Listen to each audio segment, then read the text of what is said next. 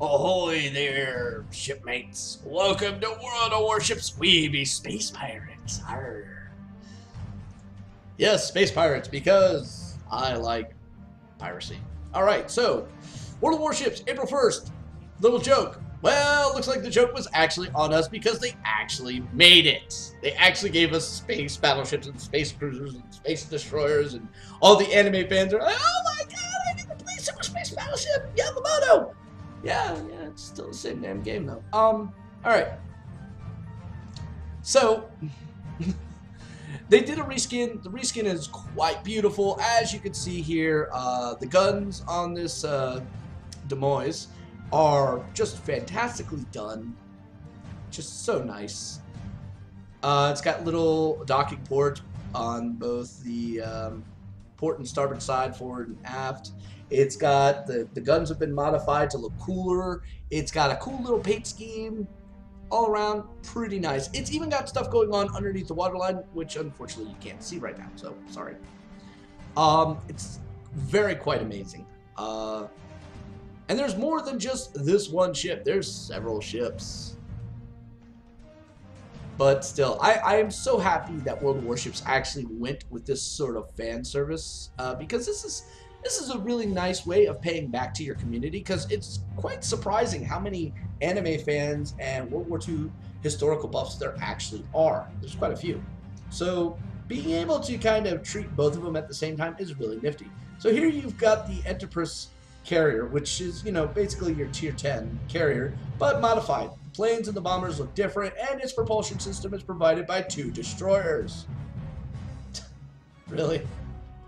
Yes, those are gear rings without back turrets for propulsion, but it looks cool as shit when they're moving, let me tell you. Oh my god. Alright, speaking of the gearing, here it is in action. Wait, where's that midsection? What is that? What's going on here? Well, they did some really interesting modifications here. This to me screams, hi, I'm a pirate all day long. I look at that and that screams pirate ship to me. I don't know why, maybe it's just me. I might be crazy. Let's drop the might out of that. So again, here we go with the tier 10 again. I just love this ship. It is the highest DPS ship, both in space and water. Enterprise again. Color schemes are very nice. Works very well. But now there's 2 other ships that you get to play with here too. The first one is the Zaya Cruiser. Yes, this is the IJN tier 10. Alright, so color, cool, nice little graphics package on it. Guns actually look the same. That's a minor moot point. But, oh wait, look at that. It's got those nice little sponsons. It's got a few other things, but overly not too much put into it other than the coloring scheme, which, you know, hey, the coloring scheme's badass. Then you get what everybody wants, the Super Space Battleship Yamamoto. Wait a minute. Yes, there it goes. All right, so it's got the side spots and engines. It's got the rear fin stabilizers with engines, and it's even got some more stuff going on underneath. All right, so it's an iconic ship from several different animes, but yet different enough to where Wargaming's not going to get sued for copyright and trademark infringement. Thank you, God. So yes, you get to enjoy playing in your favorite anime-themed ship. Alright, so we're going to get into a game here. We're going to take the tier 10, because I just love... This is pretty much easy mode ship all day long. Or so I thought, until I get to space, because it has one glaring flaw that kind of reduces its easy mode in this environment. And you're about to see it. I will say this, since the XXX has been introduced, games left and right in that division all day long. People are loving playing it. It's so much fun. They're getting so much value out of it.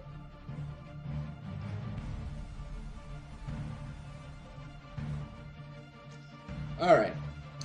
Now, as you can see, we're in a space environment, because that only makes sense. Spaceship, space... Why not? So, let's take a look at some of the texturing here as soon as this loads up. Because there's quite a bit, and it's rather stunning. Up close and personal, it's amazingly stunning. Alright. So as we get in, you'll notice the rocks everywhere just floating in space. And look at them. There's so much detail and texture in that. Planets look good. Moons look good. A pulsating moon. I mean, these aren't just like static objects. They are literally moving with animations. That giant asteroid right there, which could damn near be a planetoid in all honesty. That thing has multiple different textures. Shadowing points, ridges. I mean, the polygon count on that asteroid alone is astronomical, okay? It looks so brilliant. All right, so here we are at range of a Yamamoto. Luckily, I took the mod that allowed me to get, well, some range shots on it. The problem is, as I discovered the hard way here, is without the waterline as your frame of reference, your shots are going to either undershoot or overshoot. So yeah, the main advantage of the gun might actually backfire on you because you can't actually guesstimate where it's going. See, these are all misses here, and they're all going to be misses for quite some time. Not to mention his angle is making getting any kind of shots through his belt very, very difficult.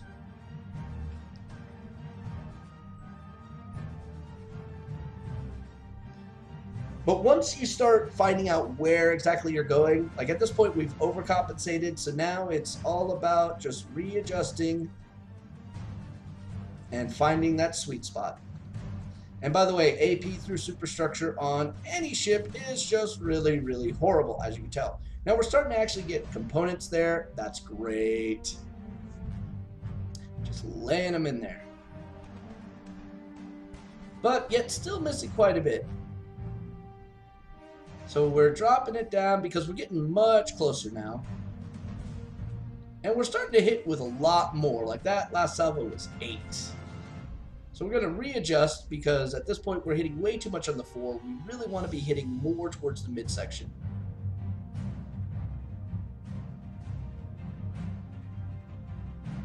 And of course, as a cruiser, I'm always looking for airplanes. Or in this case, spacecrafts.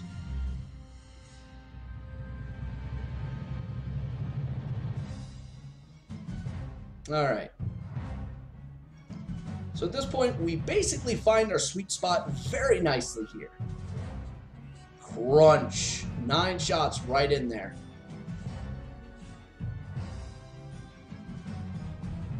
Just continuing to put damage in.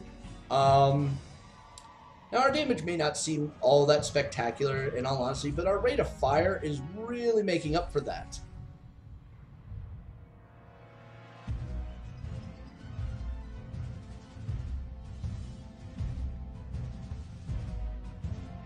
And right there, he lost his main gun. It's at this point that any ship goes, okay, it's time to turn and get the hell away from this guy. Now, situational awareness is a really important thing in a lot of games. Well, unfortunately, when you have no horizon or no depth or anything of that nature in a game, it becomes a little difficult to judge this. Not to mention tunnel vision is a bitch. And it's something that a lot of players do, myself included. Try not to do that. Alright, so we're basically in the process of backing up. In space, apparently, it did not have the slide around like we were able to do in regular. But mind you, I can also hit it dead straight on rather than an angle to where I could kind of almost get away with that. I'm shocked I did not die from that torpedo, to be perfectly honest. But I died from other fire, so, you know, whatever, it happens. But now we get to jump around in a little bit here. But let's look at this death animation. It's actually kind of interesting here. Alright, as you can see, it's got stuff underneath. It's got 2 other spots and engines, which, you know, look nifty. And now here's what got me. This got me so bad. Falling in space. Even though I know scientifically when you're in like orbit of a planet, you're always falling. It's just that you're at such a high velocity that you're not quite falling as you would think. So, alright. Here we've got the gearing, or the fly fire. Just, you know, hauling ass. And look at the stream off those engines on it, man. That is just so pretty.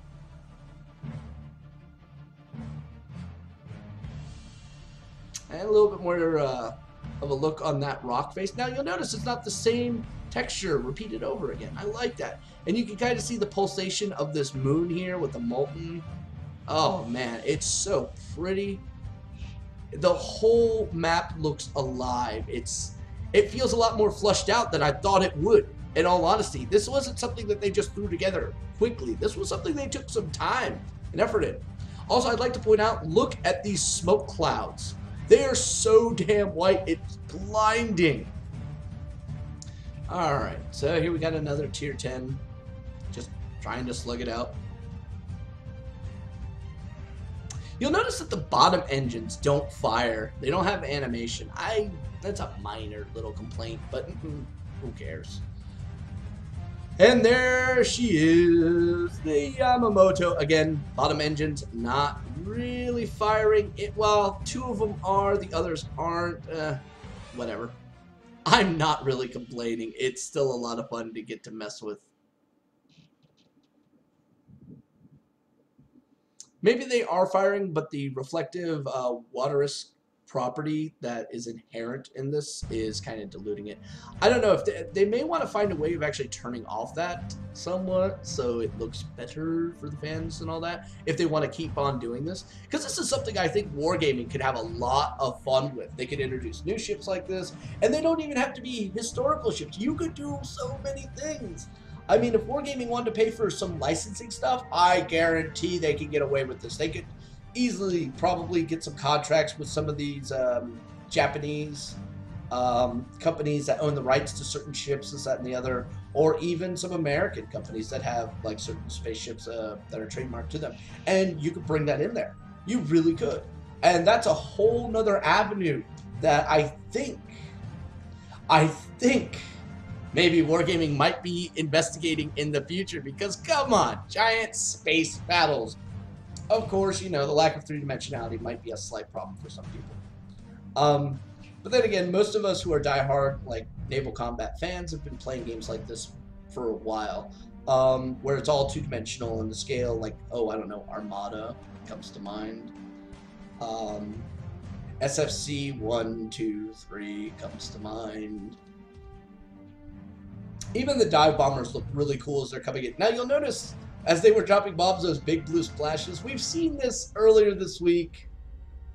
Yeah, nobody could figure out why the bombs suddenly looked like they were ion shots from Star Wars, but now we know.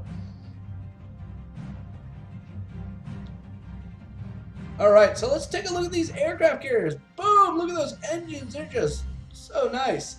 And you'll notice, like, all the damage modeling is either on the deck. Oh, look at that takeoff. That's so nice. It's either on the deck or in the side on the engine compartment, aka the destroyers.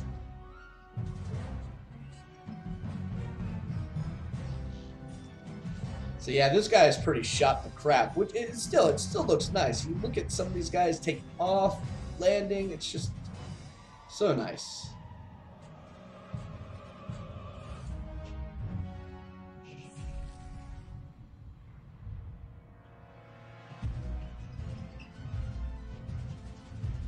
And again, there's that white cloud I was talking about. It's actually really difficult to see through. Probably a lot more difficult than it is regularly.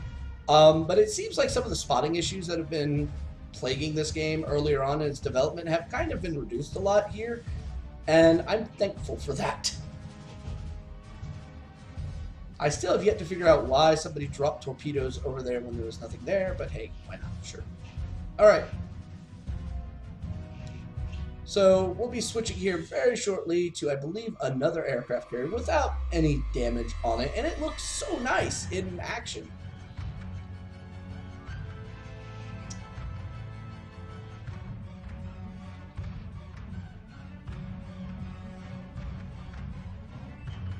You also notice there's not much really that you can see going on underneath the water here on the bottom of the carriers. I don't know if that's because of the reflective property, but it still is maintaining the buoyant little bounce in the water because that's how its pathing is set. I guess that might be something they may want to look into if they want to keep furthering this development. I don't know.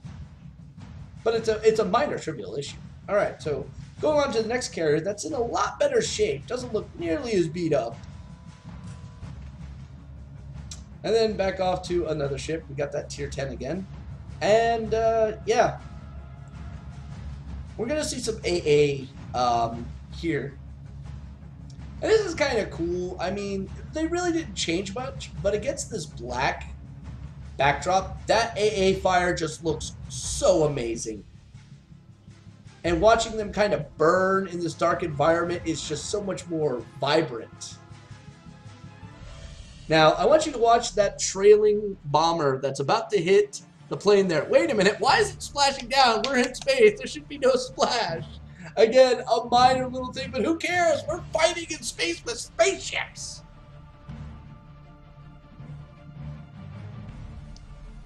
Oh, man. So, yeah, this is a whole lot of fun, ladies and gentlemen. I can't even tell you how much of an enjoyment I had out of this. Thank you so much, Wargaming, for this fan service. I'm really just so awe. Please contact whoever owns the Arcadia, aka Space Pirate Harlux ship. All of them. I would like to fly them and shoot them. Not the newer one, I think that one's slightly OP, but the older ones, yes! I think that would be fun. Please, please, please, please, please. Anyway, till next time, fair seas.